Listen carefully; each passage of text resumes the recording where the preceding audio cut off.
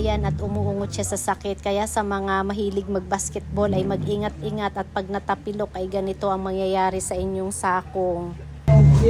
Dapat pala kagabi dinala na namin.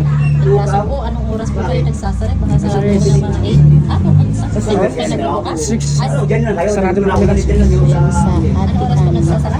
Hilot, matanda. May contact number din sila eh. 7 to 6 p.m. daw sila open. Marami nakapila. Hello guys, ito nga at dinala ko si Bunso sa Manghihilot dahil natapilok sa paglalaro niya kahapon sa basketball at pagka-uwi ay dumiretsong ligo. Kaya pagising niya ay ayan namamaga ang sakong, kaya bago siya lumuwas dahil may pasok bukas ay ipinahilot ko muna siya dito. Sila nga pala guys ay kilalang manghihilot dito. Marami silang manghihilot at kanya-kanya silang hinahawakan.